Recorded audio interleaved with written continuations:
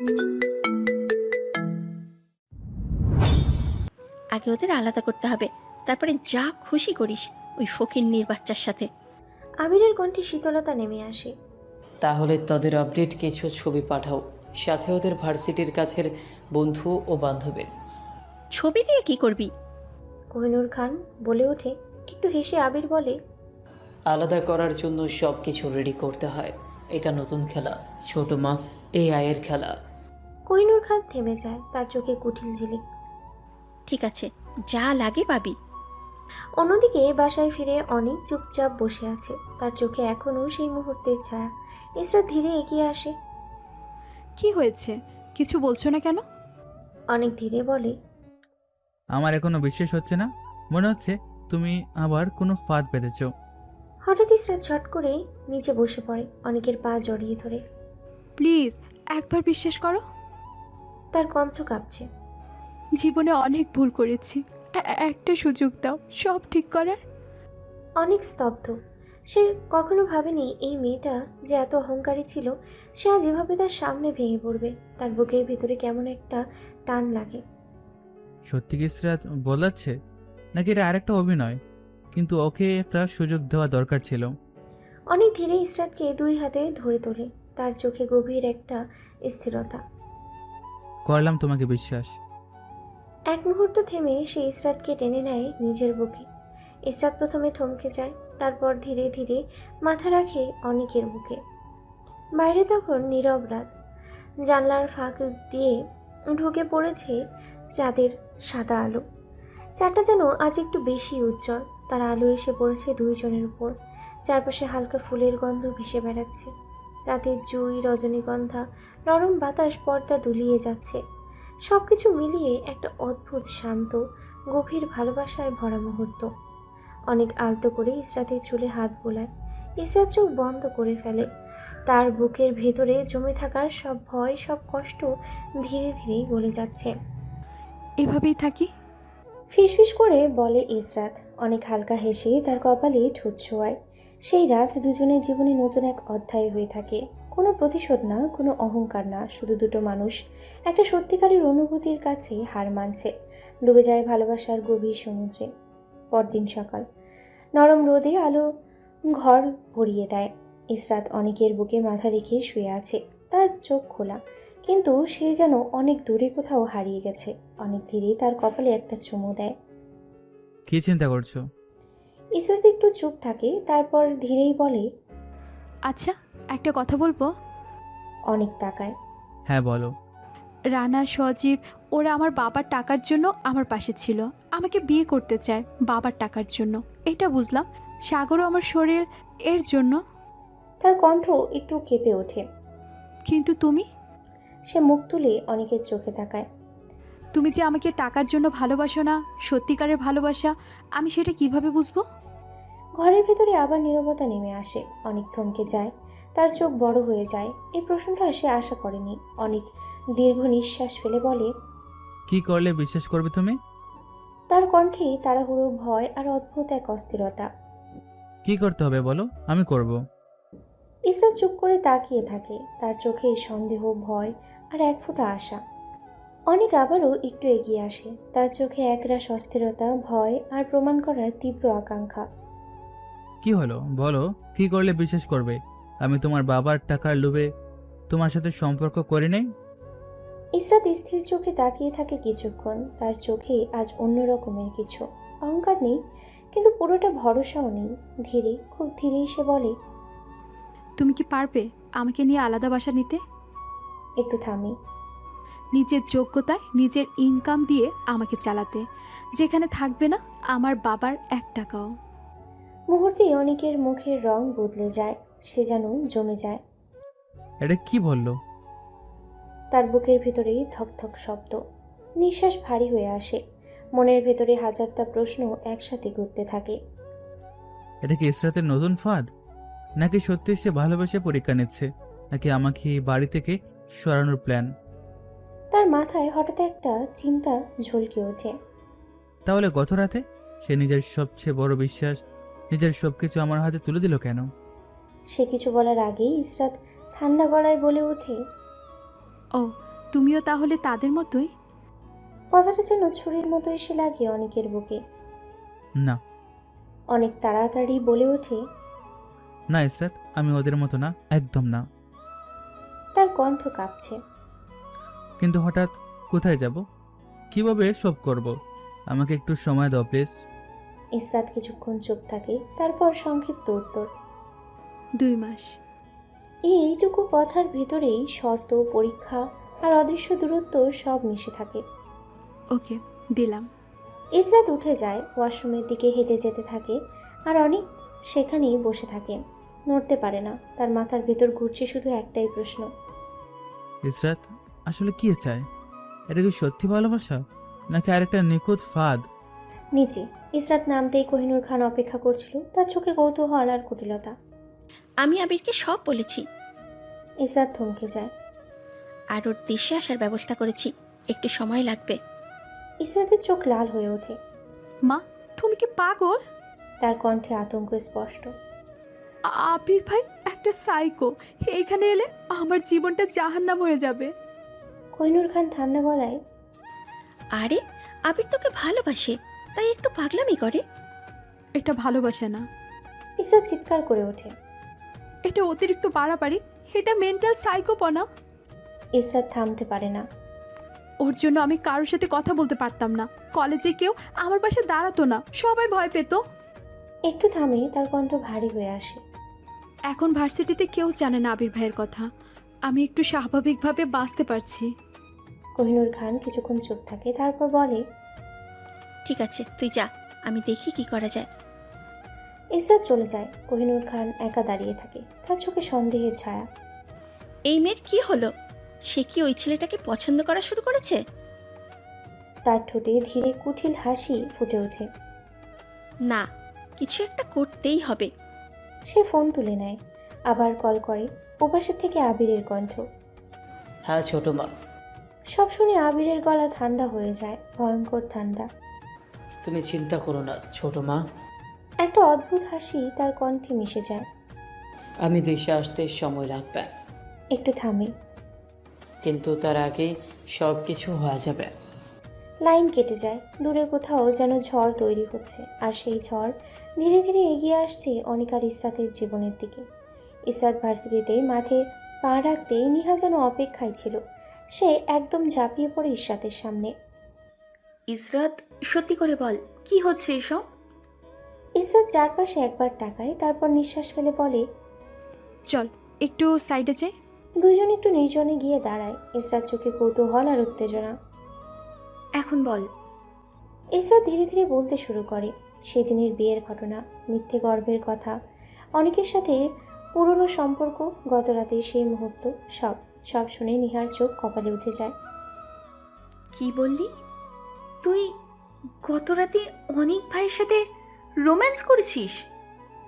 ইসরাত তাড়াতাড়ি তার মুখ চেপে ধরে। আসতে বল, না হলে পুরো ভার্সিটি জেনে যাবে।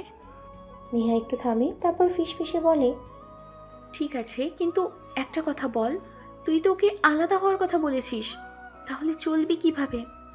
ইসরাত এবার একটু চুপ হয়ে যায়, তার চোখে অন্যরকম গভীরতা নেমে আসে। হ্যাঁ বলেছি, একটু থামে। কিন্তু এটা শুধু একটা পরীক্ষা। নিহা ভ্রু কুঁচকে তাকায়। মানে? ইসরাত ধীরে বলে।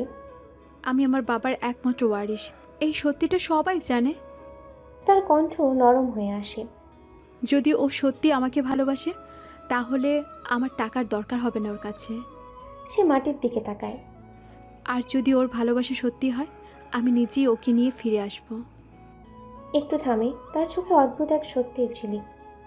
জানিস তো দোস্ত, জীবনে টাকার চেয়ে একটা সত্যিকারের ভালোবাসার মানুষ অনেক বেশি দরকার। নিহা চুপচাপ শোনে, তারপর ধীরে মাথা নাড়ে।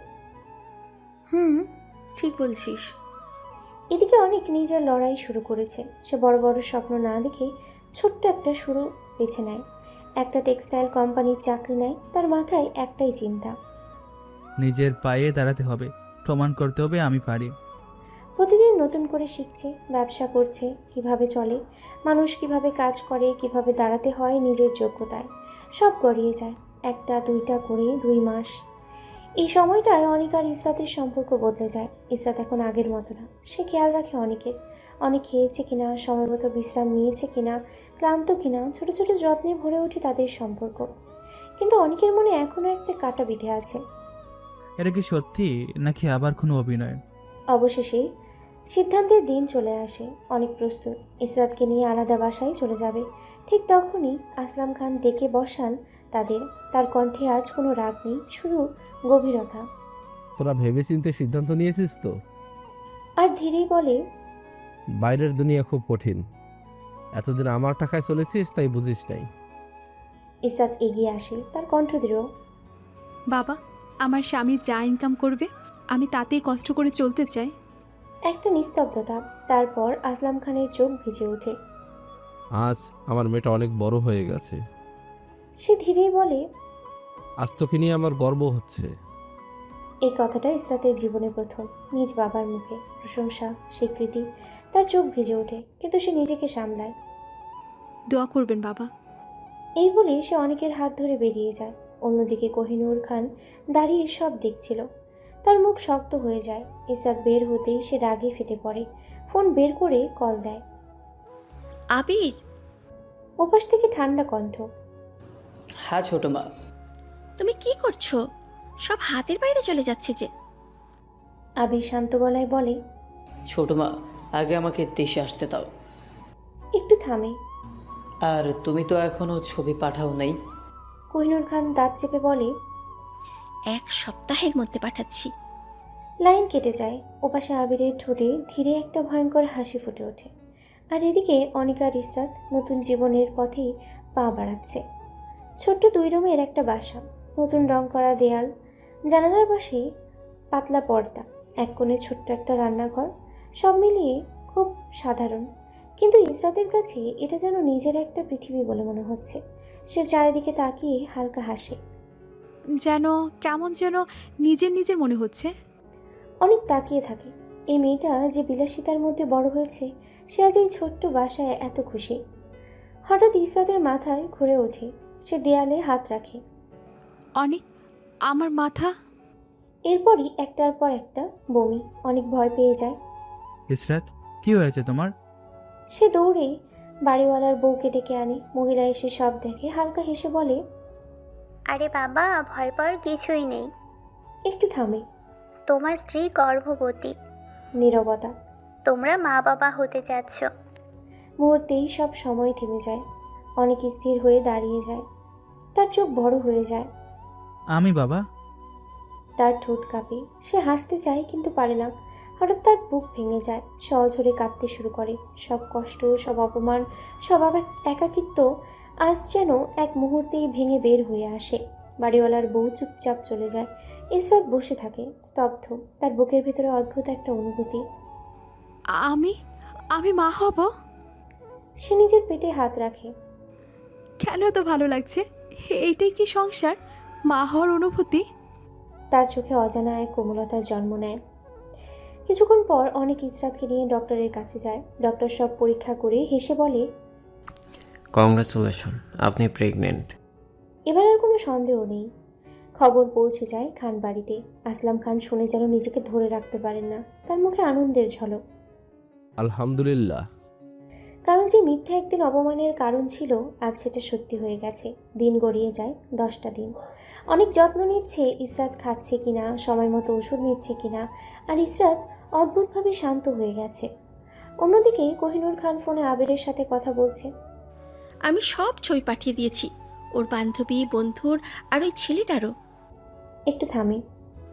আর একটা কথা, ইসরাত কিন্তু সত্যিই প্রেগনেন্ট। ওপাশেই নীরবতা। তারপর আবিরের কণ্ঠ বদলে যায়। কি বললে? তার নিঃশ্বাস ভারী হয়ে ওঠে। ইসরাত প্রেগনেন্ট? তার শরীর কাঁপছে, চোখ লাল, কিন্তু সে নিজেকে সামলায়। খুব ঠান্ডা গলায় বলে, ছোটো মা, আগামীকাল আমি আমার চাল চালবো। লাইন কেটে যায়। 2 দিন পর অনিকের ফোনে হঠাৎ একটা ভিডিও আসে। অচেনা নাম্বার। তার বুক ধক করে ওঠে। সে ভিডিওটা ওপেন করে। ভিডিওতে ইসরাত আর নিহা বলছে, দোস্ত, তুই সত্যিই বাচ্চা নিলি? অনেকের চোখ বড় হয়ে যায়। ইসরাতের কণ্ঠ ও ছবি একদম পরিষ্কার। এই বাচ্চাটা নিলাম, বাবার চোখে যেটা মিথ্যা ছিল সেটা সত্যি করার জন্য। অনেকের হাত কাঁপতে শুরু করে। নিহা আবার এখন সত্যি হলো, এই বাচ্চা নিয়ে কি করবি? ইসরাত নির্দয় ঠান্ডা কণ্ঠে এখন কি করব? একটু থামে। এই বাচ্চা আমি পালন করতে পারবো না। যেভাবেই হোক বাবার সব সম্পত্তি আমার নামে আসুক, তারপর ওকে কোনো এতিমখানে দিয়ে আসবো। এক সেকেন্ড থেমে বলে, এরপর তার বাবাকে ডাস্টবিনে। সবচেয়ে ভয়ঙ্কর কথাগুলো শুনে অনেকের শ্বাস বন্ধ হয়ে আসে। ভিডিও শেষ, নীরবতা। অনেক দাঁড়িয়ে আছে, কিন্তু তার ভেতরে সব কিছু ভেঙে পড়েছে। তার শরীর থরথর করে কাঁপছে, কপাল বেয়ে ঘাম ঝরছে। অনেকের সামনে যেন হঠাৎ করেই পুরো পৃথিবী উল্টো হয়ে গেল। একটা মাত্র ভিডিও দেখেই তার ভেতরের সমস্ত বিশ্বাস, সমস্ত নিশ্চয়তা ভেঙে চুরমার হয়ে গেল। মনে মনে এসে ভাবতে লাগলো, তাহলে কি এতদিন যা কিছু ছিল সব কিছু অভিনয়? ভালোবাসার নামে প্রতারণা? শুধু বাবার সম্পত্তির লোভে এত নিখুঁত একটা নাটক মঞ্চ করেছিল ইসরাত? নিজের সন্দেহকে আর দমিয়ে রাখতে না পেরে অনেক তড়িঘড়ি করে সেই নম্বরে ফোন করলো, কিন্তু ফোন বন্ধ। একবার দুইবার বারবার চেষ্টা করেও একই ফল, নিস্তব্ধতা। ঠিক তখনই দরজা ঠেলে ইসরাত ঘরে ঢুকে নরম স্বরে জিজ্ঞেস করলো, তুমি কি খাবে? আজ কি রান্না করব? অনেক যেন মুহূর্তেই স্তব্ধ হয়ে গেল। তার মনে হলো এই মেয়েটা কি অসাধারণ অভিনয় না করতে পারে। বাইরে এত শান্ত ও এত স্বাভাবিক, আর ভেতরে লুকিয়ে আছে কত বড় ছলনা। মনে মনে সে তীব্র ঘৃণায় ফিসফিস করে ওঠে, কি নিখুঁত অভিনয়! কিন্তু আরে না, সব বুঝে ফেলেছি আমি। এখন শুধু অপেক্ষা আমার সন্তানের এই পৃথিবীতে আসার। ইসরাত আবারও বলল, কি হলো? কিছু বলছো না কেন? কি রান্না করব? অনেক নিজের ভিতরের আগুনটাকে কোনোভাবে চাপা দিয়ে শান্ত কণ্ঠেই বলে। তোমার যা ইচ্ছা সেটাই রান্না করো। এই উত্তর শুনে ইসরাতের মুখে একরাশ হাসি ফুটে ওঠে। সে খুশি মনেই ঘর থেকে বেরিয়ে গেল, আর অনেক বিস্ময়ে তাকিয়ে রইল। এই অভিনয়ের গভীরতা তাকে প্রতিনিয়ত আরও বিভ্রান্ত করে তুলেছে। দিন যেতে লাগলো। প্রতিদিন ইসরাত নতুন করে তার দায়িত্ব, যত্ন আর ভালোবাসা দিয়ে অনেককে ঘিরে রাখে। অনেক অবাক হয়, তবুও মনে মনে তাকে দোষারোপ করে। সব কিছুই তার কাছে এক নিখুঁত অভিনয় ছাড়া আর কিছুই নয়। তবুও নিজের সমস্ত কষ্ট ভুলে একমাত্র অনাগত সন্তানের কথা ভেবে অনেক ইসরাতের যত্ন নেয়। সময় মতো ওষুধ খাওয়ায়, খেয়াল রাখে। এক অদ্ভুত টান আর দ্বন্দ্বে জড়িয়ে পড়ে তার জীবন। এইভাবেই কেটে যায় আরও 4টি মাস। ইসরাত এখন 6 মাসের গর্ভবতী। তার চলাফেরার কষ্ট স্পষ্ট, তবুও মুখে এক অদ্ভুত প্রশান্তি। এরই মধ্যে এক শুক্রবার আসলাম খান তাদের দুইজনকে নিজের বাসায় দাওয়াত দেন। অনেকেও ইসরাত সেখানে উপস্থিত হয়। ইসরাতের ভারী হয়ে ওঠা শরীর নিয়ে হাঁটতে কষ্ট হচ্ছিল, তবুও সে ধীরে ধীরে সব সামলাচ্ছিল। আসলাম খান আর আকরাম খান তাদের পরিবার সবাই মিলে একসাথে বসে খাওয়া দাওয়া করছিল। ঘর ভরে ছিল হাসি আর কথোপকথনে। খাওয়া শেষ হতেই হঠাৎ করে দরজার সামনে এসে এক অপ্রত্যাশিত উপস্থিতি। আবির। ঘরের পরিবেশ যেন মুহূর্তেই জমে গেল। হঠাৎ করেই দরজার সামনে দাঁড়িয়ে থাকা ছেলেটি বিকট স্বরে বলে উঠল, ওয়েলকাম টু মিনহাজ বাবা মা চাচ্ছ ছোট মা। তার কণ্ঠে ছিল এক অদ্ভুত উচ্ছ্বাস, কিন্তু সেই উচ্ছ্বাসের ভেতরে যেন লুকিয়ে ছিল শীতল কোনো সুর, যা শুনে মুহূর্তেই পুরো ঘরটা নিস্তব্ধ হয়ে গেল। সবাই থমকে গেল। কারোর হাতের গ্লাস মাঝ আকাশে স্থির, কারোর মুখে অর্ধেক কথাই থেমে গেল। আসলাম খান বিস্ফোরিত চোখে তাকিয়ে রইলেন। তার ঠোঁট কাঁপছিল, কিন্তু কোনো শব্দ বের হচ্ছিল না। মনে মনে শুধু একটি কথাই প্রতিধ্বনিত হচ্ছিল, আবির, এ কিভাবে সম্ভব? ও যদি এখানে আসে তবে তো সব শেষ। আমার মেয়ের সংসার, তার জীবন। আকরাম খান চেয়ার থেকে আধা উঠে আবার বসে পড়লেন, যেন পায়ের নিচের মাটি হঠাৎই সরে গেছে। বাড়ির অন্য সদস্যরা একে অন্যের মুখের দিকে তাকাচ্ছে। অবিশ্বাস, ভয় আর বিস্ময়ের মিশ্র ছায়া সবার চোখে। কিন্তু সবচেয়ে বেশি স্থির হয়ে গেল ইসরাত। তার চোখ দুটো যেন হঠাৎ করেই বড় হয়ে উঠল। ঠোঁট শুকিয়ে এলো, মুখে কোনো শব্দ নেই, কিন্তু তার দৃষ্টিতে স্পষ্ট আতঙ্ক। যেন অতীতের কোনো দুঃস্বপ্ন হঠাৎই জীবন্ত হয়ে সামনে এসে দাঁড়িয়েছে। অনেক অবাক হয়ে একবার ইসরাতের দিকে, একবার আবিরের দিকে তাকাচ্ছে। সে বুঝতে পারছে এই মানুষের আগমন সাধারণ কিছু নয়। এরপরই ঘটল আরেক দৃশ্য। আবিরের মা আর নিজেকে সামলাতে পারলেন না। আবির, আমার ছেলে। বলে ছুটে এসে তাকে জড়িয়ে ধরলেন। তার চোখ থেকে অঝরেই পানি ঝরছে, হাত কাঁপছে, যেন বহুদিনের হারানো ধন ফিরে এসেছে। আবিরের বাবা এগিয়ে এসে ছেলের কাঁধে হাত রাখলেন। চোখ ভিজে উঠেছে, কিন্তু নিজেকে শক্ত রাখার চেষ্টা করছেন। এই আবেগঘন মুহূর্তেও আবির স্থির। তার ঠোঁটে হালকা এক হাসি, না পুরো হাসি না পুরো নির্লিপ্ততা। সে ধীরে ধীরে মায়ের কাঁধে হাত রাখলো, কিন্তু সেই স্পর্শ ছিল না কোনো উষ্ণতা, বরং অদ্ভুত এক নিয়ন্ত্রিত শীতলতা। তার চোখ ঘুরে এলো সবার উপর দিয়ে, শেষে গিয়ে থামলো অনেকের উপর। একটু থেমে মাপা স্বরে বলল, আও তুমি নিশ্চয় অনেক। তার কণ্ঠে কোনো রাগ নেই, কোনো প্রশ্ন নেই, বরং এক স্বাভাবিকতা যা অস্বাভাবিকভাবেই ভয়ঙ্কর।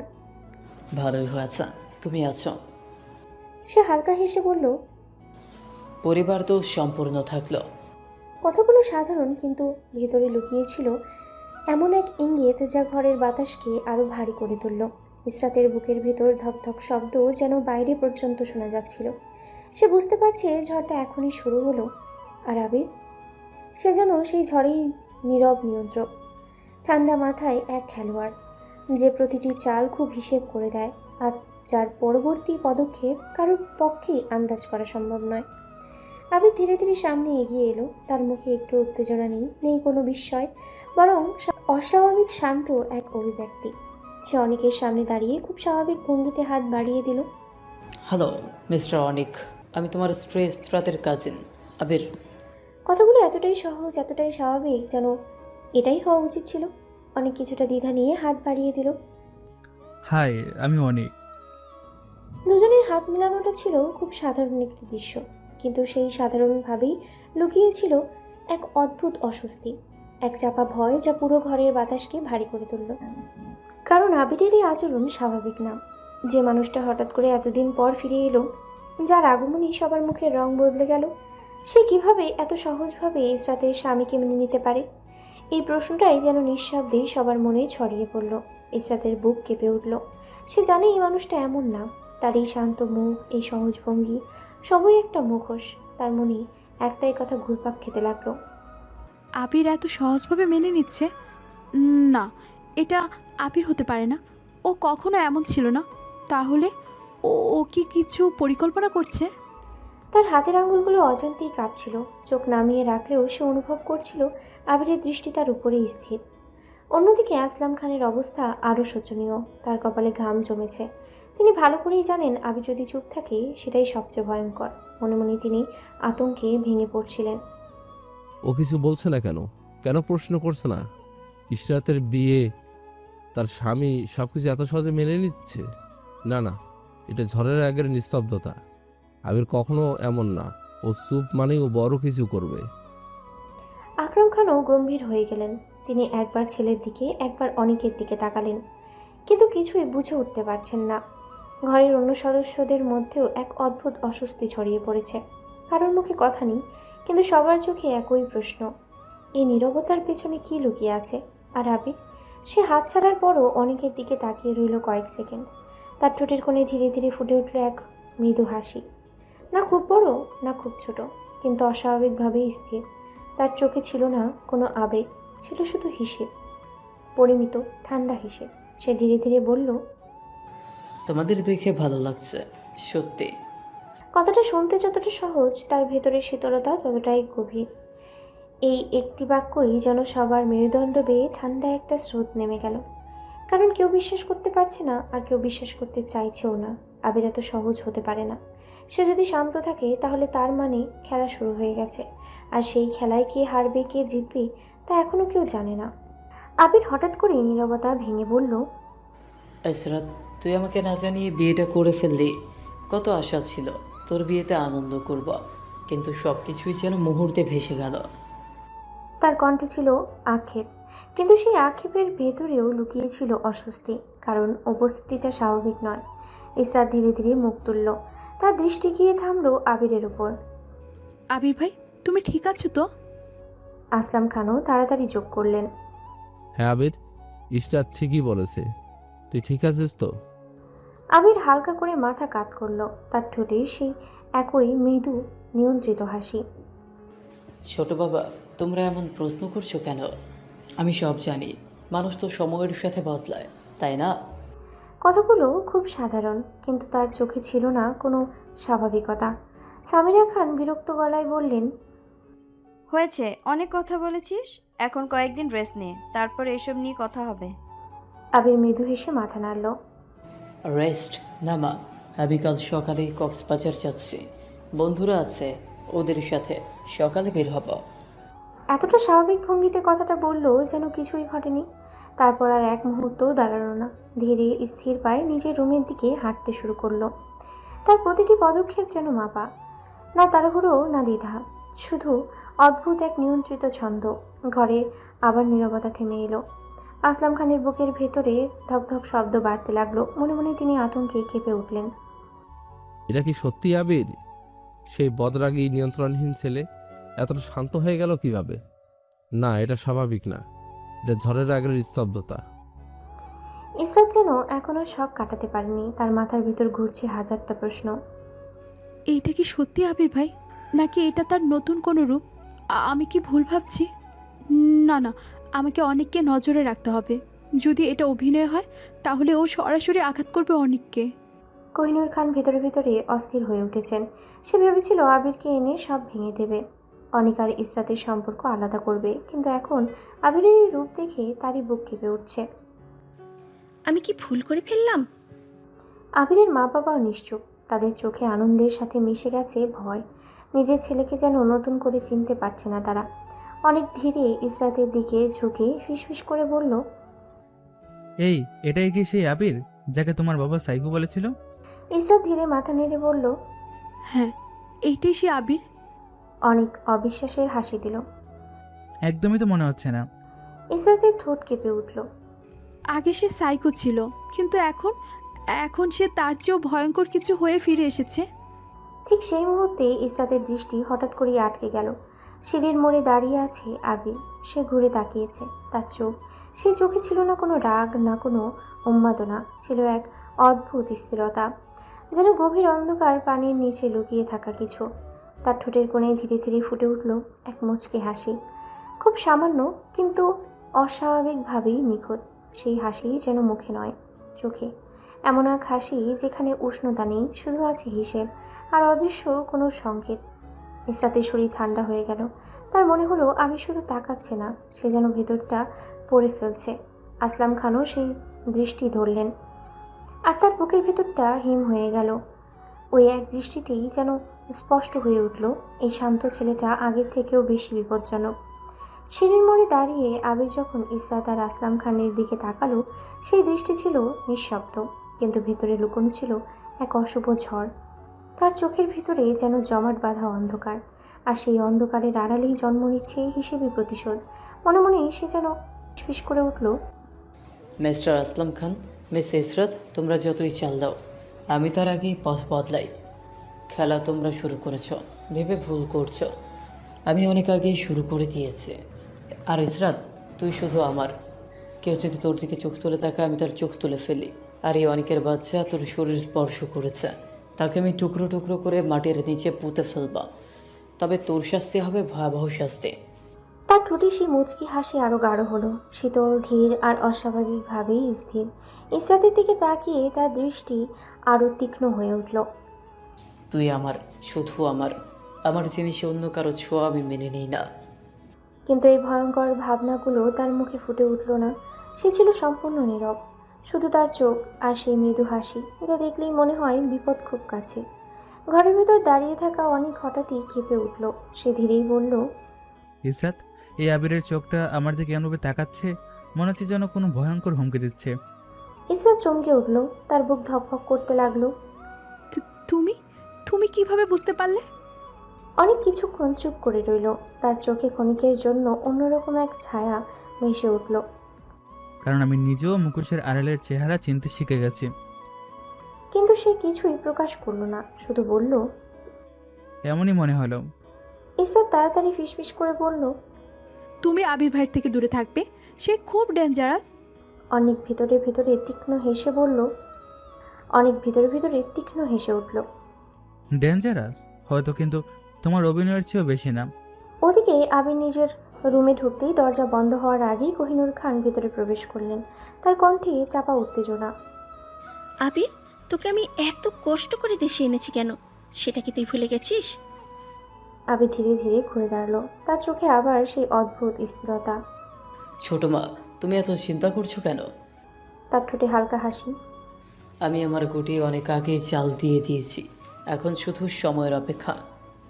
কোহিনূর খান বিরক্ত হয়ে বললেন, তাহলে তুই এত শান্ত কেন? আর ইসরাত কিন্তু এখন গর্ভবতী। কথাটা শুনেই আবির কয়েক সেকেন্ড চুপ রইল। তারপর খুব ধীরে খুব নিচু স্বরে বলল, ছোট মা, আমার ভেতরের আগুনটা যদি তুমি দেখতে তাহলে সহ্য করতে পারতে না। তার চোখের দৃষ্টি হঠাৎ করেই বদলে গেল, আরো গভীর ও অন্ধকার। আর ইসরাত গর্ভবতী কেন সেটা তো তুমি ভালো করে জানো। তার কণ্ঠে এবার অদ্ভুত এক নিশ্চয়তা, যেন সবকিছু তার নিয়ন্ত্রণে। আর একটু অপেক্ষা করো, আমি কাল কক্সবাজার যাচ্ছি, ফিরতে একটু সময় লাগবে। সে জানলার দিকে তাকালো, দূরের অন্ধকারে দৃষ্টি স্থির করে বলল, এই সময়ের মধ্যেই সব কিছু হয়ে যাবে। ঘরের বাতাস হঠাৎ করেই ভারী হয়ে উঠল, কারণ তার কথাগুলো শুধু কথা ছিল না, সেগুলো ছিল একটা আসন্ন ধ্বংসের ঘোষণা। পরদিন খুব ভোরে, কোনো আনুষ্ঠানিক বিদায় না জানিয়ে আবির বেরিয়ে গেল। প্রথমে কক্সবাজার, সেখান থেকে রাঙামাটি, তারপর সুন্দরবন। এক জায়গা থেকে আরেক জায়গায় ঘুরে বেড়াতে লাগলো সে। বাইরে থেকে দেখলে মনে হয় একজন মানুষ নিজেকে সময় দিচ্ছে, দূরে থাকছে সব ঝামেলা থেকে, কিন্তু ভেতরে ভেতরেই আবিরের প্রতিটি পদক্ষেপ হিসেব করে নেওয়া। সে জানে আমি যত দূরে থাকবো ততই নির্দোষ প্রমাণ হবে। তার ঠোঁটে সেই পরিচিত মুচকি হাসি, নীরব কিন্তু ভয়ঙ্কর। ওদের সম্পর্ক ভাঙবে, আর কেউ বুঝতেও পারবে না এটা আবিরের খেলা। দিন গড়িয়ে যায়, সময়ের সাথে সাথে ইসরাতের প্রসবের দিন ঘনিয়ে আসে। হাসপাতালের করিডোরে দাঁড়িয়ে আছে অনেক, মাথার ভেতরে চাপা উত্তেজনা, উদ্বেগ, সবকিছু মিলেমিশে এক অদ্ভুত অস্থিরতা। ঠিক তখনই তার মোবাইল ফোনে আবারও সেই অচেনা নাম্বার থেকে আরেকটা ভিডিও আসে। কাপা হাতে ভিডিওটি চালু করতেই স্ক্রিনে ভেসে ওঠে ইসরাত আর তার সামনে নেহা। ইসরাতের কণ্ঠ ঠান্ডা, নির্দয়। যদি বাচ্চাটাকে এতিমখানে দিতে না পারি তাহলে উপরে পাঠিয়ে দেব। ভিডিওটা শেষ হতেই অনেকের শরীর থরথর করে কেঁপে উঠল, শ্বাস যেন আটকে আসছে, তার চোখে অবিশ্বাস।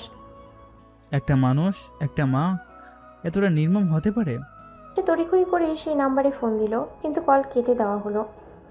এরপরই একটি মেসেজ, নিজে বাঁচতে চাইলে কিংবা সন্তানকে বাঁচাতে চাইলে বাচ্চা হওয়ার সাথে সাথে বাচ্চা সহ শহর ছেড়ে চলে যাও, না হলে আজ বাচ্চাকে মেরে কাল তার দায়িত্ব তোমার ঘাড়ে চাপিয়ে দেওয়া হবে।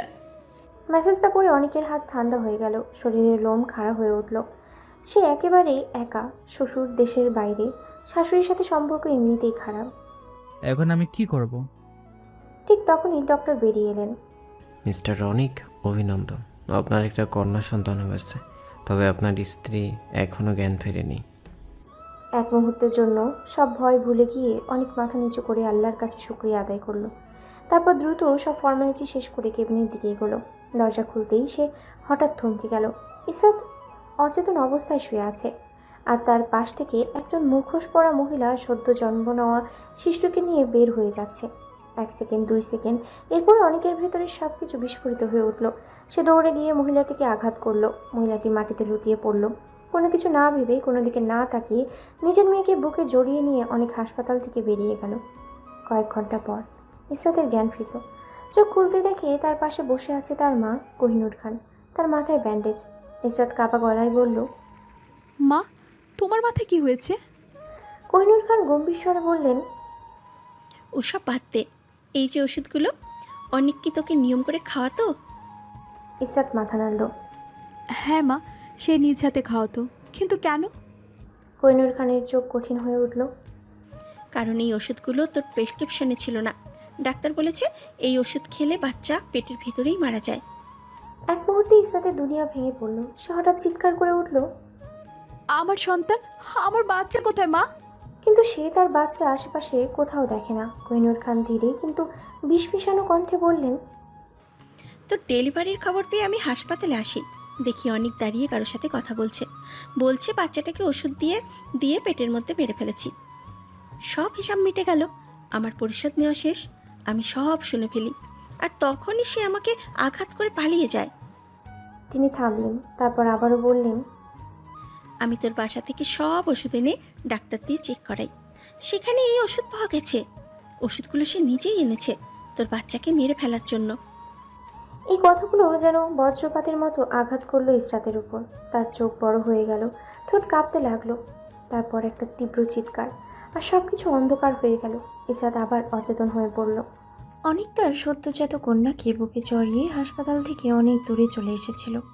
চারপাশে অচেনা রাস্তা, অচেনা মানুষ, কিন্তু তার কাছে সবচেয়ে গুরুত্বপূর্ণ ছিল একটাই, তার সন্তান। হঠাৎ করেই কয়েকজন লোক সামনে এসে পথ আটকে দাঁড়ালো। একজন ঠান্ডা গলায় বলল, কোথায় যাচ্ছিস? দাঁড়া, একটু পরেই তোদের বাপ বেটি দুজনকে একবারে উপরে পাঠিয়ে দেব। কথাগুলো এতটাই স্বাভাবিকভাবেই বলা যেন এটাই তাদের প্রতিদিনের কাজ। অনেকের শরীর কেঁপে উঠল, নিজের জন্য না, তার বুকের সাথে জড়িয়ে থাকা ছোট্ট প্রাণটার জন্য। লোকগুলোর একজন ফোন বের করে কারোর সাথে কথা বলল। হ্যাঁ, বাপ বেটি দুজনকেই পেয়েছি। এখন কি শেষ করে দেব? ওপাশ থেকে কি বলা হলো অনেক শুনতে পেল না, কিন্তু লোকটা আবারও বলল, ঠিক আছে, কিন্তু আমার কন্ট্রাক্টরে 10 লাখ টাকা রেডি রাখবেন।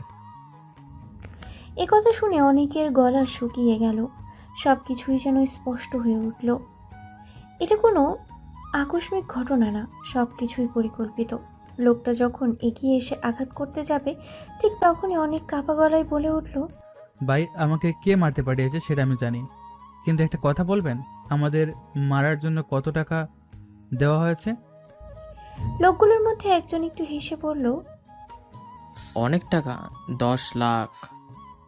অনেক এক মুহূর্ত দেরি না করে বলল, আমি আপনাদের 20 লাখ টাকা দেব, আমাদের মারবেন না। আমি এই শহর ছেড়ে চলে যাব। আপনারা আপনার মালিককে বলবেন আমাদের মেরে ফেলেছেন, তাহলে তার থেকেও 10 লক্ষ টাকা পাবেন। কথাগুলো শুনে লোকগুলো একে অপরের দিকে তাকালো, চোখে লোভের ঝিলিক স্পষ্ট। একজন সন্দেহের গলায় বলল, সত্যি বলছিস তো? পরে পোল্টি মারবি না তো? অনেক শান্ত গলায় বলল, আমাকে ব্যাংকে নিয়ে চলুন, আমি এক্ষুনি টাকা তুলে আপনাকে দিয়ে দেব। অন্যদিকে হাসপাতালের কেবিনে ধীরে ধীরে জ্ঞান ফিরল ইসরাতের। চোখ খুলতেই তার বুক ধকফক করতে লাগলো। মা, অনেক যে এটা করতে পারে আমি বিশ্বাস করব কিভাবে? কোহিনূর খান ঠান্ডা গলায় বললেন, তুই আসলেই বোকা। সে যদি নির্দোষ হতো তাহলে এখন কোথায়? এই সময় তো তার তোর পাশে থাকার কথা ছিল, কিন্তু সে পালিয়ে গেছে, কারণ সে অপরাধী, সেটা আমি এখন জেনে গেছি। ইসরাত কাপা গলায় বলল, তাহলে আমি ওর বিরুদ্ধে মামলা করব মা, আমি এক্ষুনি থানায় যাব। কোহিনূর খান দ্রুত তাকে থামালেন। তুই পাগল নাকি? এসব করলে তোর বাবা সব জেনে যাবে। তুই অনেকের সাথে যা করেছিস, আর অনেকের বিরুদ্ধে কোনো প্রমাণও তো নেই।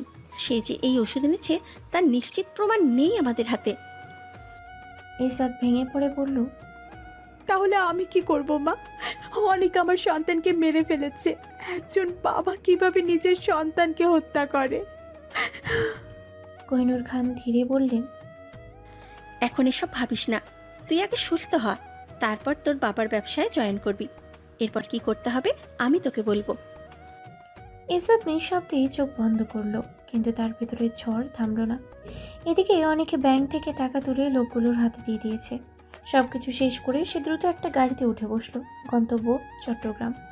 এই শহর, এই স্মৃতি, সবকিছু ছেড়ে পালিয়ে যাওয়া ছাড়া তার আর কোনো পথ নেই। গাড়ির সিটে বসে সে তার মেয়ের দিকে তাকালো। ছোট্ট নরম নিঃশ্বাস নিচ্ছে ধীরে ধীরে। কোনো কান্না নেই, কোনো অস্থিরতা নেই।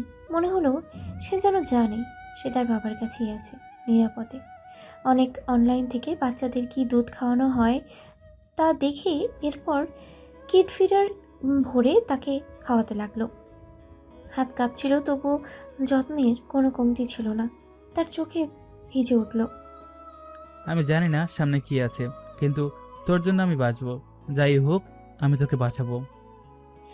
গাড়ি ধীরে ধীরে শহর ছেড়ে দূরে এগিয়ে যেতে লাগলো, আর তাদের পেছনে পড়ে রইল একটা অন্ধকার ষড়যন্ত্র যার শুরু হয়েছে মাত্র।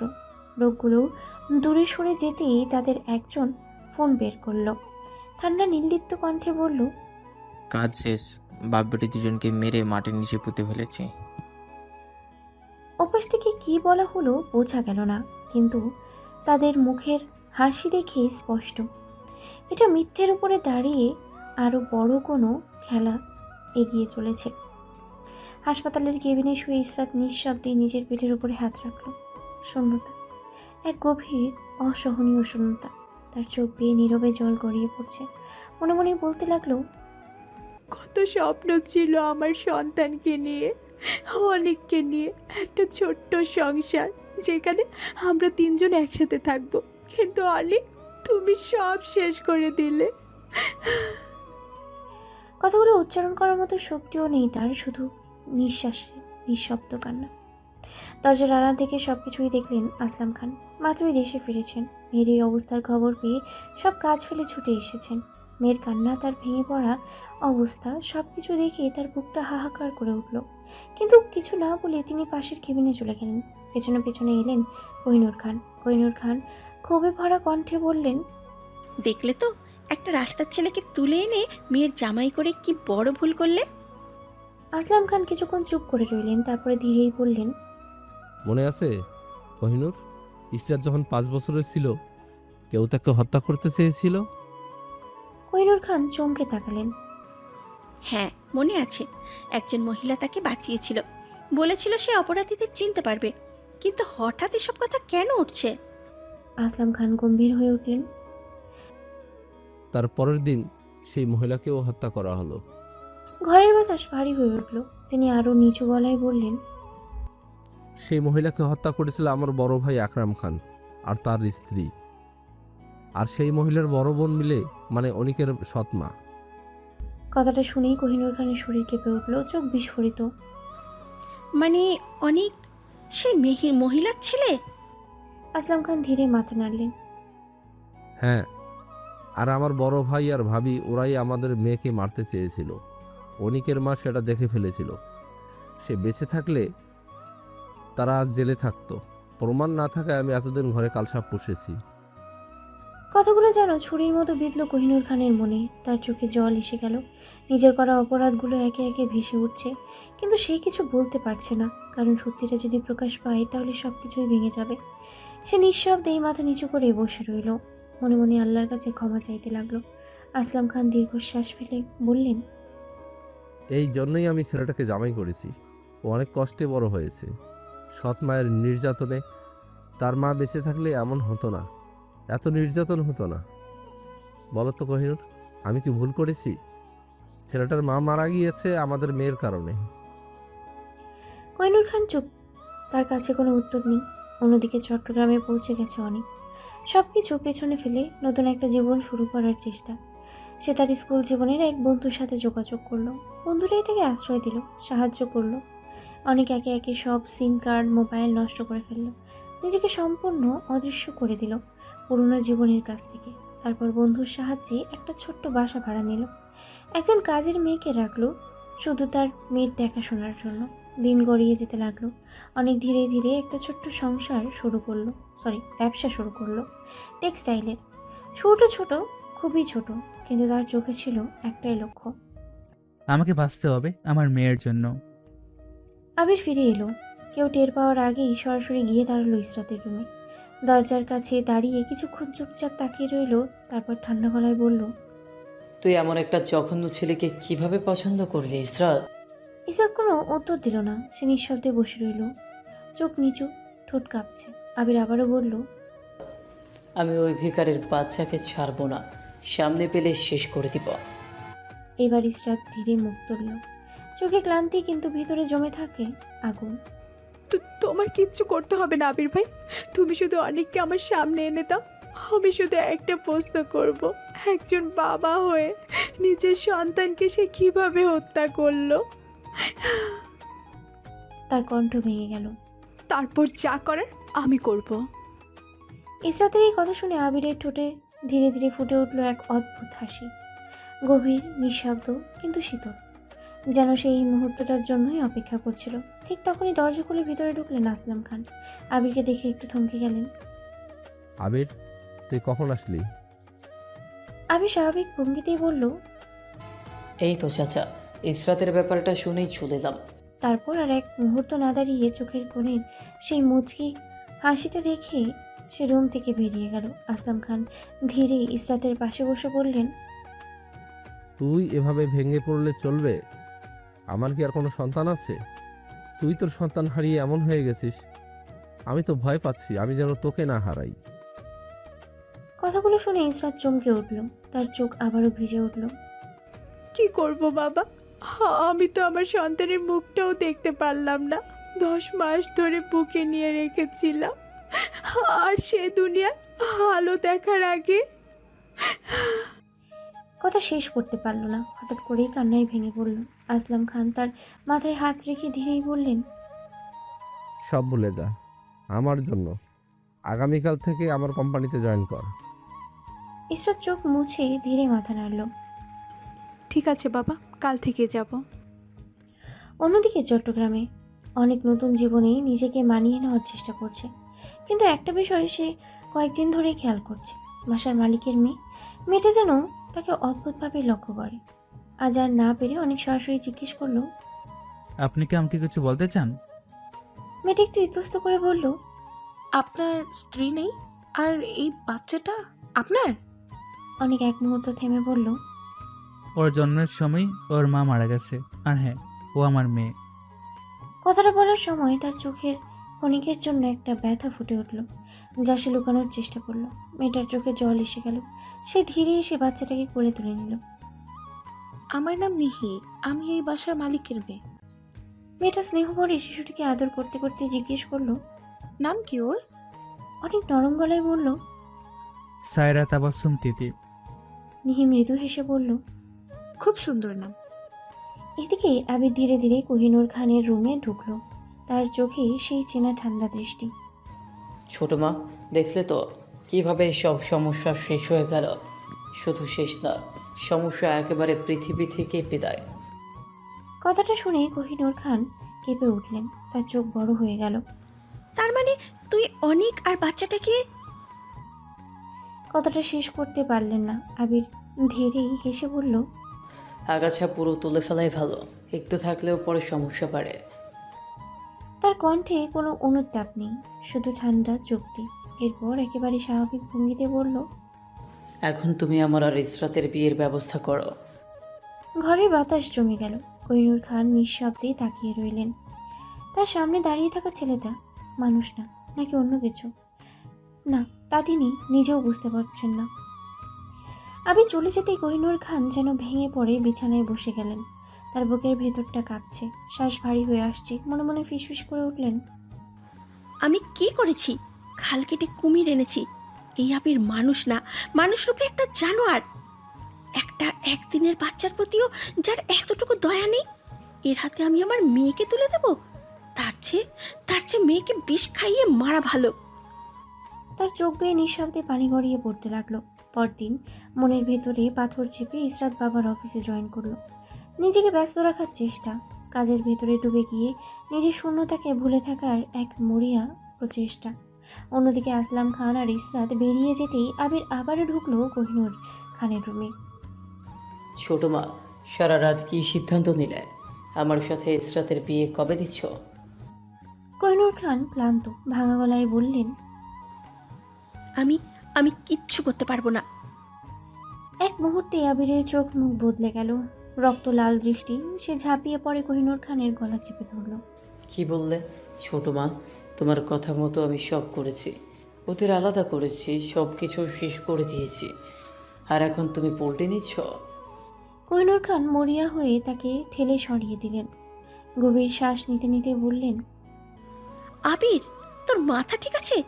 আমি তোর চাচি, আর একটু হলে আমি মরে যেতাম। আবির গর্জে উঠল। তাহলে পোল্টি মারছো কেন? কোহিনূর খান এবার কঠিন গলায় বললেন, আমি তোকে বলেছিলাম ওদের আলাদা করতে, মেরে ফেলতে না। আবির কিছুক্ষণ চুপ রইল। তার চোখে আবার সেই ঠান্ডা ভাব ফিরে এলো। কোহিনূর খান দীর্ঘশ্বাস ফেলে বললেন, এখন যদি পারিস ইসরাতকে নিজে রাজি করিয়ে বিয়ে কর, আমি আর কিচ্ছু বলবো না। কথাটা শুনেই আবির কিছু বলল না, চুপচাপ ঘর থেকে বেরিয়ে গেল। আর কোহিনূর খান নিজের পাপের ভারে ভেঙে পড়তে লাগলেন ভেতরে ভেতরে। অন্যদিকে রাত, চাঁদের আলো ছড়িয়ে আছে চারিপাশে। চাঁদের এক কোণে দাঁড়িয়ে আছে অনেক, বুকে জড়িয়ে আছে ছোট্ট তিথি। তার চোখে দূরের শূন্যতা, মেয়ের ভবিষ্যৎ নিয়ে অগণিত চিন্তা। ঠিক তখনই পেছন থেকে এসে মিহি নিঃশব্দে তিথিকে কোলে তুলে নিল। অনেক হঠাৎ চমকে উঠল। মিহি হালকা হেসে বলল, কি হলো, ভয় পেলেন নাকি? অনেক জোর করে একটুখানি হাসলো, কিন্তু সেই হাসিতে ক্লান্তি স্পষ্ট। মিহি তিথির দিকে তাকিয়ে বলল, এইভাবে কি ওকে মানুষ করতে পারবেন? বিয়ে করে ফেলুন। অনেক কিছু না বলে মোবাইলের ফ্ল্যাশ লাইট অন করলো। ধীরেই বলল, এই আলোটা দিয়ে আমার পিঠটা দেখুন। মিহু অবাক হলেও এগিয়ে এলো। অনেকের গেঞ্জি সরাতেই সে আতকে চিৎকার করে উঠল। এটা এটা কি? এটা কি মানুষের পিঠ? পিঠ জুড়ে দাগ, পোড়া ক্ষত, শুকনো চামড়া, যেন বারবার আগুনে ঝলসে দেওয়া হয়েছে। অনেক শান্ত গলায় বলল, এগুলো আমার সৎ মায়ের অত্যাচার। আমি চাই না আমার মেয়েও এমন কিছু সহ্য করুক। তার কণ্ঠে ছিল না অভিযোগ, ছিল শুধু ভয় আর প্রতিজ্ঞা। মিহির চোখ ভিজে উঠল। সে ধীরেই বলল, হাতের 5টা আঙুল একরকম হয় না, সব মানুষ এক না। আপনি ভয় পাবেন না। আপনি কাজে গেলে তিথিকে আমার কাছে রেখে যাবেন। চাঁদের আলোয় দাঁড়িয়ে একটা নতুন সম্পর্কের সূচনা হলো, বিশ্বাসে আর একটুখানি আশার। এদিকে আবির হঠাৎ করে ইসরাতের হাত চেপে ধরে টেনে ছাদের দিকে নিয়ে গেল। তার গ্রিপ শক্ত, প্রায় জোর করে। ইসরাত একটু ভয় পেলেও নিজেকে সামলে নিল। ছাদে এসে হাত ছাড়িয়ে নিয়ে শান্ত গলায় বলল, আবির ভাই, আমাকে এখানে আনলেন কেন? আবির কিছুক্ষণ চুপ করে তার দিকে তাকিয়ে রইল। চাঁদের আলোয় তার চোখ দুটো অদ্ভুতভাবে ঝলসে উঠছে। তারপর ধীরেই বলল, ইসরাত, তুই তো জানিস ছোটবেলা থেকে তোকে আমি কতটা ভালোবাসি। যখন শুনলাম তুই অন্য কাউকে ভালোবেসে বিয়ে করেছিস, বিশ্বাস কর বুকের মধ্যে পাথর চেপে সেটা মেনে নিয়েছিলাম। সে একটু থামলো, ঠোঁটের কোণে মৃদু হাসি। কিন্তু এখন সে তোকে বেমানি করে ছেড়ে চলে গেছে। এখন তুই কি আমাকে একটা সুযোগ দিবি না? কথাগুলো শুনে ইসরাত থমকে গেল। তার বুকের ভেতরটা যেন শক্ত হয়ে আসছে, শ্বাস নিতে কষ্ট হচ্ছে। তবুও নিজেকে সামলে বলল, আবির ভাই, আমার ভেতরের এই ক্ষত এত সহজে সেরে যাবে না। আমার সময় লাগবে, অনেক সময়। আবির এক পা এগিয়ে এলো। কত সময় লাগবে? ইসরাত চোখ নামিয়ে বলল, হয়তো 1 মাস, হয়তো কয়েক বছর। কিছুক্ষণ নীরবতা। তারপর আবির হঠাৎ হেসে উঠল, একটা অদ্ভুত চাপা হাসি। আমি রিস্ক নিতে চাইনি। যত সময় লাগে নে, 1 বছর, 2 বছর, 5 বছর, আমি অপেক্ষা করব। সে একটু ঝুঁকে নিচু গলায় যোগ করল, কিন্তু এবার তুই শুধু আমার। ইসরাত ধীরে মাথা তুলল, তার চোখে ক্লান্তি, কিন্তু ভিতরে লুকোনো এক সতর্কতা। ঠিক আছে, কিন্তু একটা শর্ত আছে। এর আগে তুমি আমাকে কোনোভাবে চাপ দিবে না, ডিস্টার্ব করবে না। আবির এক মুহূর্ত তাকিয়ে রইল, তারপর মাথা নাড়ল। ঠিক আছে। ইসরাত আর এক মুহূর্ত দাঁড়ালো না, দ্রুত সিঁড়ির দিকে হাঁটা দিল। তার চোখে চলে যাওয়া দেখতেই আবিরের মুখে ধীরে ধীরে ফুটে উঠল এক বিকৃত আনন্দ। সে নিঃশব্দেই হেসে উঠল, চোখ বন্ধ করেই যেন কোনো জয়ের স্বাদ নিচ্ছে। সময় নাও, যত সময় লাগে, শেষটা তো আমার হাতে। অন্যদিকে অনেকের সৎ ভাইয়ের বাড়িতে উৎসবের আমেজ। বিয়ের প্রস্তুতি চলছে জোরসোরে। আলো, সাজসজ্জা, অতিথিদের আনাগোনা সব মিলিয়ে বাড়ি ভরে উঠেছে কোলাহলে। আর আমিনা বেগম খুশিতে আত্মহারা, তার মুখে তৃপ্তির ছাপ। যেন বহুদিনের কোনো বাধা সরে গেছে পথ থেকে। তিনি আত্মীয়দের সাথে হাসি মুখে কথা বলছেন, আয়োজন দেখছেন। কেউ জানে না এই আনন্দের আড়ালে লুকিয়ে আছে কত অন্ধকার গল্প। এইভাবেই কেটে গেল 5টা বছর। সময়ের স্রোত সব কিছু বদলে দিলেও কিছু ক্ষত রয়ে গেল, ঠিক আগের মতোই তাজা।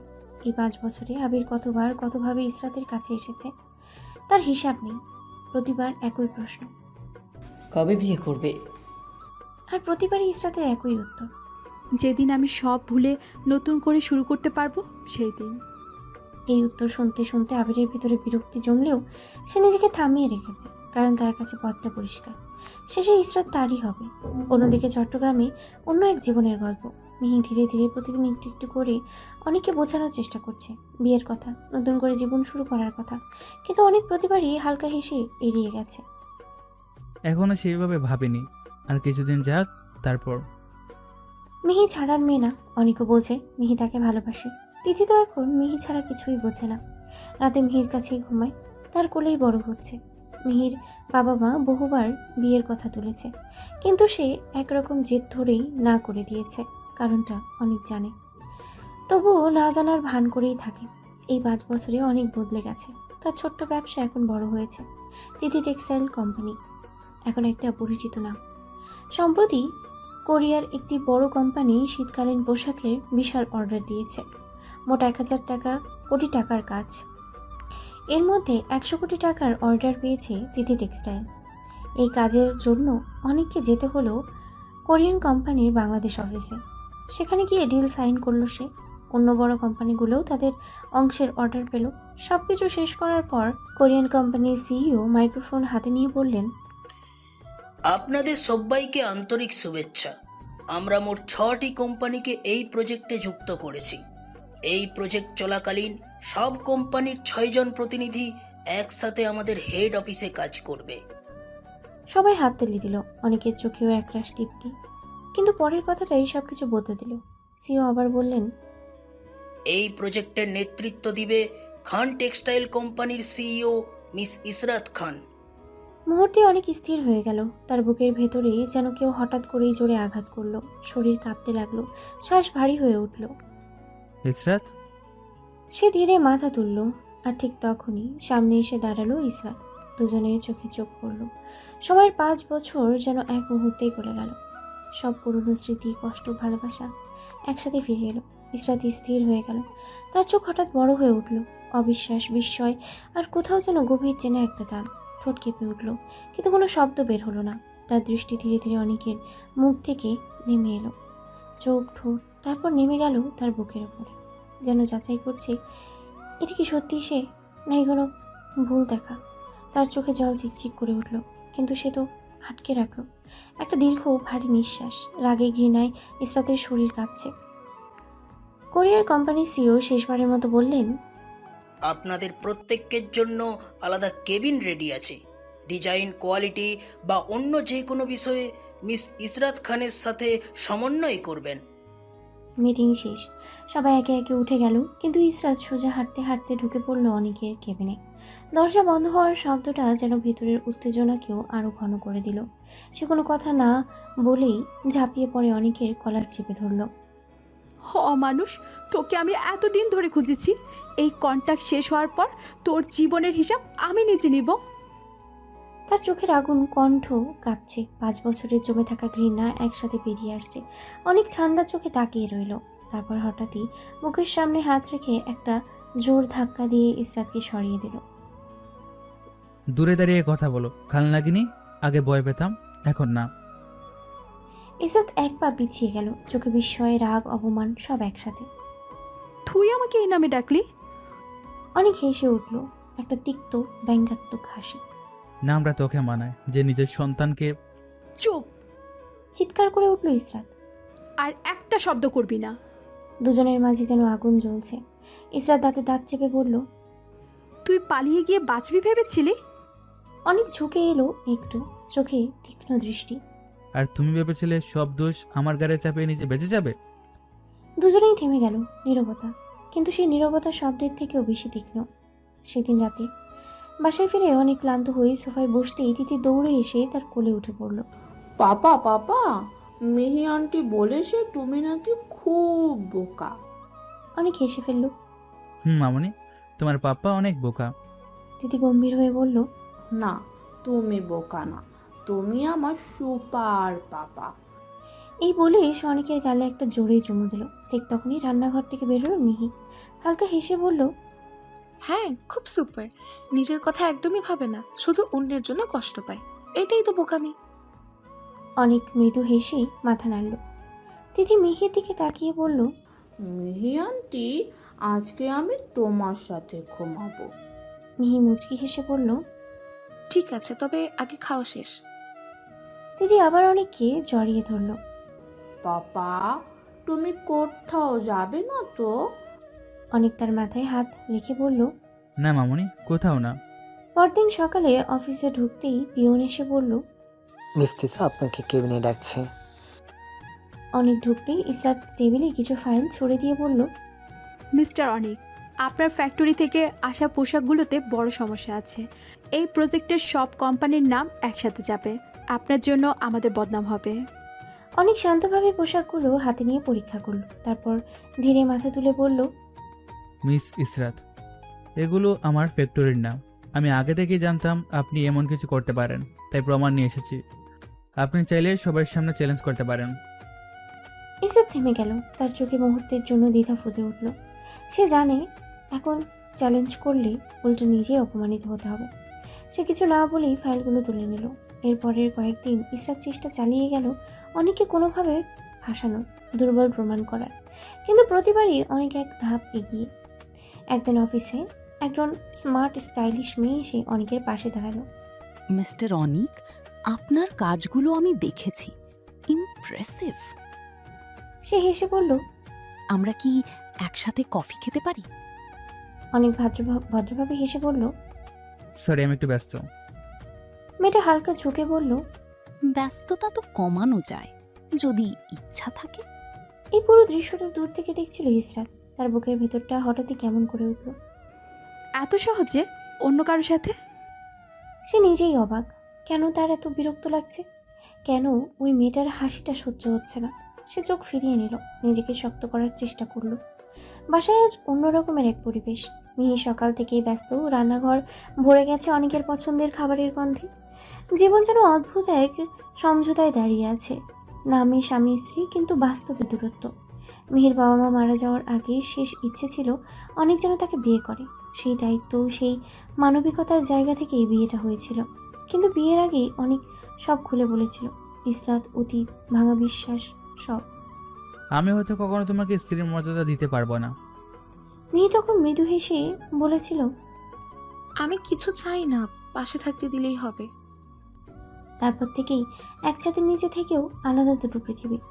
সন্ধ্যায় অনেক বাসায় ফিরতেই মিহি তার দিকে তাকিয়ে বলল, কিছুদিন ধরে দেখছি তুমি খুব চিন্তিত। অনেকে একটু থামলো, তার চোখে ক্লান্তির ছাপ। নতুন প্রজেক্ট, অনেক চাপ। সে ইচ্ছে করেই মাথাটা ঘুরিয়ে দিল। মিহি বুঝলো, তবুও কিছু বলল না। ঠিক আছে, তুমি ফ্রেশ হয়ে নাও, আমি টেবিলে খাবার দিচ্ছি। তার কণ্ঠে কোনো অভিযোগ নেই, শুধু নীরব সমর্থন। এদিকে প্রজেক্ট শেষ হতেই আর মাত্র 1 সপ্তাহ। এই সময় ইসরাত চুপচাপ কিছু লোক ঠিক করে ফেলেছে। তার চোখে এখন একটাই লক্ষ্য, এই প্রজেক্ট শেষ হলেই অনেকের জীবন শেষ। তার মানে একটাই বিশ্বাস, যে আমার সব কিছু শেষ করেছে তাকে আমি ছাড়বো না। অফিসে সেই দিনের সেই মেয়েটা আবার অনেকের কাছে এসে দাঁড়িয়েছে। হাসি অনেক একটু বেশি কাছাকাছি দাঁড়ালো। সব কিছুই যেন ইসরাতের চোখে আগুন ঢেলে দিচ্ছে। দূর থেকে দেখছিল সে, তার মুঠো শক্ত হয়ে উঠেছে। শেষে আর নিজেকে থামাতে পারল না, সোজা গিয়ে দাঁড়ালো তাদের সামনে। মিস্টার অনিক, আপনার চরিত্রটা তো আর ভালো হলো না। মেয়ে দেখলেই লুচ্চামি শুরু করেন, হ্যাঁ? কথাটা ছুড়ে দিল সে, সরাসরি, তীক্ষ্ণ। মেয়েটা অপ্রস্তুত হয়ে সরে গেল। অনেক ধীরে মাথা তুলল, তার চোখে বিরক্তি। মিস ইসরাত, আগে একটা চোখের ডাক্তার দেখান, তারপর চশমা পরবেন। আর মনে রাখবেন, আমি আপনার এমপ্লয়ি না, আমিও একটা কোম্পানির সিইও। কথাটা ছিল ঠান্ডা, কিন্তু কেটে যাওয়ার মতো ধারালো। ইসরাত ঠোঁট বাঁকিয়ে বলল, কে জানে কার মাথায় বাড়ি দিয়ে এত বড় সিও হলি। এক মুহূর্ত নীরবতা। অনেক তাকিয়ে রইল, চোখে ক্ষণিকের জন্য কষ্টের ছায়া ফুটে উঠল, কিন্তু কিছু বলল না, শুধু ঘুরে চলে গেল। ইসরাত দাঁড়িয়ে রইল, তার বুকের ভেতরে ধকধক করছে রাগ, অভিমান আর অদ্ভুত এক টান। কেন এমন লাগে? সে নিজেই উত্তর জানে না। আর দূরে কোথাও একটা ঝড় ধীরে ধীরেই তৈরি হচ্ছে, যার শেষ কেউই এখনো কল্পনা করতে পারছে না। দেখতে দেখতে কেটে গেল আরও 1 সপ্তাহ। আজ সেই দিন, কোরিয়ান কোম্পানির প্রজেক্ট শেষ, সবাই নিজেদের অফিসে ফিরে যাবে। সকালে নাস্তার টেবিলে বসেই মিহি বলল, অনেক, আজ তিথি স্কুল 10:30 ছুটি, তুমি যাওয়ার পথে ওকে নিয়ে নিও, দরকার হলে অফিসেই রেখে দিও। কথাটা শুনে অনেক হঠাৎই থমকে গেল। তার ভিতরে এক ঝটকা ভয় উঠল। যদি পরক্ষণে নিজেকে বোঝালো, না, ইসরাত তো জানে বাচ্চা বেছে নেই। সে নিঃশ্বাস ছাড়ল। আচ্ছা, নিয়ে আসবো। স্কুলের সামনে তিথিকে গাড়িতে তুলে দিতেই সে মুখ ফুলিয়ে বলল, বাবা, আজ তুমি এলে কেন? মিহি আন্টি কোথায়? অনেক হেসে বলল, কেন, বাবার সাথে যেতে ভালো লাগে না? তিথির সাথে সাথে তার গলা ঝুলে পড়ল। অনেক ভালো লাগে। অনেক তার মাথায় চুমু খেয়ে বলল, তাহলে আজ পাপার অফিসে যাবে, ঠিক আছে? ইয়েস। তিথির উচ্ছ্বসিত উত্তর। বাবা মেয়ের হাসি আড্ডায় পথটা কেটে গেল। অফিসে ঢুকতেই তিথি গাড়ি থেকে নেমে দৌড়াতে শুরু করলো। এদিকে ওদিকে পুরো অফিস যেন তার খেলাঘর। অনেক মুচকি হেসে তাকিয়ে রইল। তার ক্লান্ত জীবনে এই ছোট্ট মানুষটাই একমাত্র আলো। অন্যদিকে নিজের কেবিনে বসে ইসরাত সব কিছু গুছিয়ে নিচ্ছিল। তার সামনেই বসেছিল আনহা। হঠাৎ বাইরে থেকে শিশুর হাসির শব্দ ভেসে এলো। ইসরাত ভ্রু কুঁচকে বলল, মিস আনহা, বাহিরে কি বাচ্চার আওয়াজ?